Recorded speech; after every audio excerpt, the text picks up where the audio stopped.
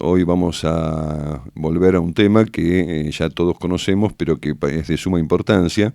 respecto de una patología que comenzó en China, allá por diciembre del 2019, donde comenzaron a aparecer una serie de cuadros de insuficiencia respiratoria aguda, grave, con neumonía bilateral.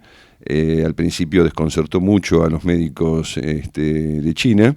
Gran cantidad de pacientes que asistían a los centros de salud con este cuadro, que era sumamente grave. De hecho, muchos de estos pacientes comenzaron a fallecer y los médicos no conocíamos todavía cuál era el motivo.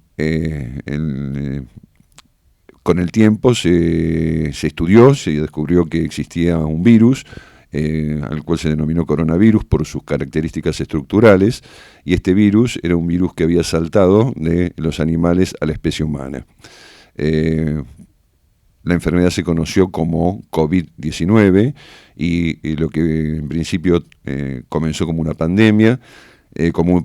una epidemia, rápidamente se transformó en una pandemia y prácticamente todos los países del mundo se vieron involucrados en esta situación.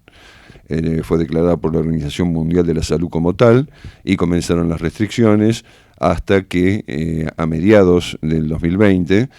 aparecieron las primeras vacunas y empezaron a esparcirse. Por supuesto, al ser una pandemia y al abarcar una cantidad de población tan inmensa como es la población global, el tiempo de fabricación de vacunas no era suficiente como para conseguir una cobertura general, y esto demoró mucho tiempo. Así que básicamente durante el 2020 y el 2021 padecimos de esta situación. Todos recordaremos los tiempos de encierro y demás situaciones que hemos sufrido durante este lapso de tiempo. Lo traemos nuevamente a colación porque el 2023 fue bastante relajado. Todos consideramos que la pandemia había terminado y, sin embargo, como se dijo desde el principio, obviamente el COVID vino para quedarse y sigue en la actualidad teniendo casos y apareciendo nuevas subvariantes de este virus con distintas características. Hoy la subvariante que está actuando a nivel mundial, y sobre todo en algunos países de mayor población, como puede ser los Estados Unidos, es una subvariante que se denomina Eris, que a su vez está derivada de la última gran conocida Omicron. Este cuadro se presenta también con dolores de cabeza, con trastornos a nivel de vías respiratorias altas, con estornudos, secreción nasal, dolor de garganta, tos. En general no presenta fiebre, tampoco cuadros respiratorios pulmonares graves. Esto es un poco por acción de las vacunas, y más que nada recalcamos esto por la importancia que tiene recordar que debemos vacunarnos una vez que han pasado los 6 meses de la última dosis, siempre y cuando estamos hablando sobre todo de las poblaciones de riesgo, que, como ya hemos repetido en diversas ocasiones, son los pacientes, los adultos mayores, los menores, los niños pequeños, las mujeres embarazadas o pacientes con comorbilidad, es decir, con enfermedades concomitantes crónicas, que obviamente pueden agravar esta situación.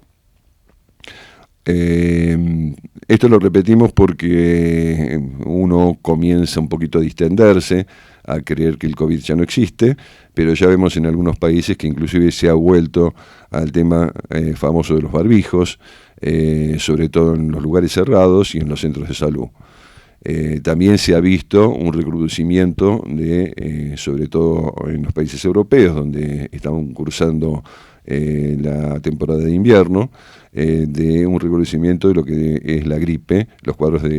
gripales,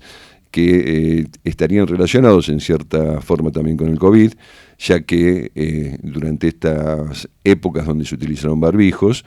nos protegían no solamente contra el COVID, sino contra la gripe también,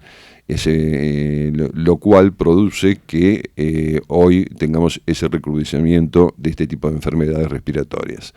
Por eso debemos cuidarnos y debemos recordar que esas poblaciones de riesgo, en general todos, pero las poblaciones de riesgo sobre todo, deben tener muy en cuenta que las vacunas siguen siendo efectivas, por lo menos para evitar los cuadros graves de la enfermedad COVID.